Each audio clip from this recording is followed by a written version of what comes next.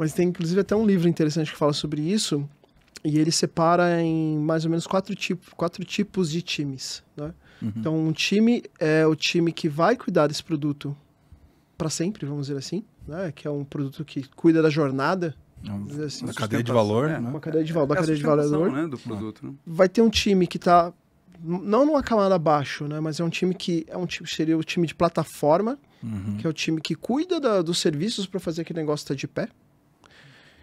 Tem um time que é um time que vai, quando chegar uma nova funcionalidade, um novo aspecto do produto, é um time que vai olhar para coisas difíceis, integrações complicadas, que tem que ser construídas, então um time de sistemas, né, complicados, vamos dizer assim, complexos. Né? E tem um time que é um time de habilitação, enablement, né? Que é um time que, quando está acontecendo tudo, ele também faz entradas pontuais, mas que não são entradas tão complexas quanto daquele outro time, mas que também conversa com o time que cuida da jornada principal e conversa também com o time de plataforma que fornece o serviço que mantém tudo de pé. Então, assim, é uma complexidade para você cuidar de um produto. Né? Tem empresa que talvez não esteja madura para isso, mas é uma possibilidade. E nem sempre você talvez precise o tempo todo de todas as pessoas, de todos os times. Isso pode ser a atuação pontual. Da mesma maneira que nem todas as empresas precisam, polêmica, da fórmula pronta do squad. Exato. Sim. Certo? É porque, na real, muitas vezes esses frameworks causam problemas. Porque cara, a maioria das empresas que eu passo, a situação é sempre a mesma. Você tem um produto que está sofrendo a dificuldade de evoluir e de criar os próximos passos, porque a partir do momento, né, que você construiu aquilo, lançou, precisa mudar a cabeça. Eu testei, está incubado, como o Toys falou, lancei, está na rua, agora eu preciso dividir esse time. Agora eu preciso fazer com que o time toque o dia a dia, mas tenha alguém, não necessariamente um time muito grande, mas talvez um ponto focal, alguém assim, olhando para os próximos passos do produto. Porque senão você está sempre vendendo almoço para comer a janta. Porque vai chegar um momento que seu produto sofre e você já devia ter pensado numa... Porque dentro do ciclo, né? Cara, quando eu estive na Embraer, a gente tinha essa responsabilidade de construir produtos que eles suprissem a queda do ciclo de vida do outro produto. Então, se você não tiver com a clareza muito grande de que precisa, no mínimo, de duas equipes distintas, uma fazendo o produto continuar existindo e se desenvolvendo, e outra para trazer os próximos passos daquele produto, não adianta falar de discovery. E esse que a gente quer trazer, né? E daí tem aquela... Isso entra naquele outro assunto que é a questão mais uma vez, da confusão de frameworks e de conceitos, que é a questão de agilidade com frameworks e agilidade. Né? Então, que a gente pode entrar nessa questão que é muito interessante do pessoal confundir, por exemplo, uma técnica, que é o Scrum, ou outra técnica, que é o Kanban, com o princípio de agilidade.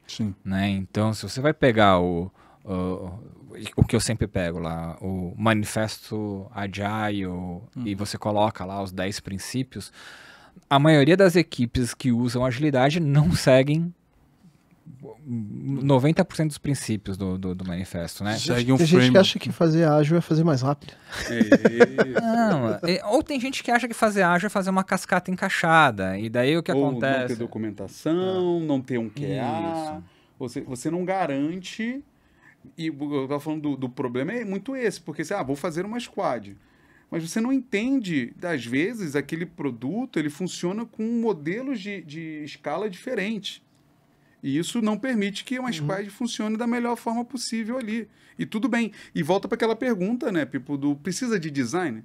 Vou pegar o microfone pra frente, aí... Volta a pergunta, Pipo, assim, será que precisa de design? Porque se o produto estiver num momento... que o design já deixou ele, largou, ele vai voltar só pontualmente? Ou o design vai focar mais na descoberta e deixar alguém tocando o dia a dia? E por aí vai. Então, assim, essa é a grande questão. E isso é o propósito, para poder, inclusive, otimizar a construção do seu recurso, do seu time, né? Então, às vezes eu preciso só de um time menor, Eu preciso mais só de... eficiente, né? Porque eu vou navegar essas pessoas. Até porque, assim, né? Se a gente considerar, por exemplo, que eu falei, da gente tem time de plataforma, time de jornada. No time de plataforma, um time técnico. Eu não preciso, eu tô falando de pessoas que estão fazendo ali o motor do negócio, né? O chamado back-end. Não necessariamente eu preciso de um designer ali. Talvez no começo, para pensar num fluxo ali, bota para rodar.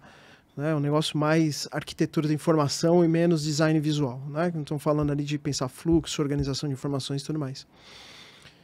E aí, quando eu estou falando do time que está olhando para a jornada, ele está constantemente olhando para resultado, melhoria, resultado, melhoria, resultado, melhoria. Aí, de repente, faz sentido você ter pessoas de design o tempo inteiro. Mas mesmo assim, quando a gente está falando da formação do time, né? Eu acho que, inclusive, é bom a gente trazer aqui, né? O que é uma squad, né?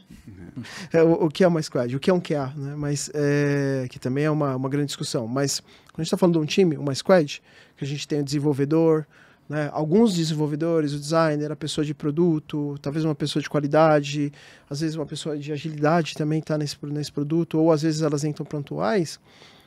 A gente tem que falar também da atuação dessas pessoas dentro dessas frentes, porque também tem variação de engenharia, de desenvolvedor, tem variação da atuação do designer, tem.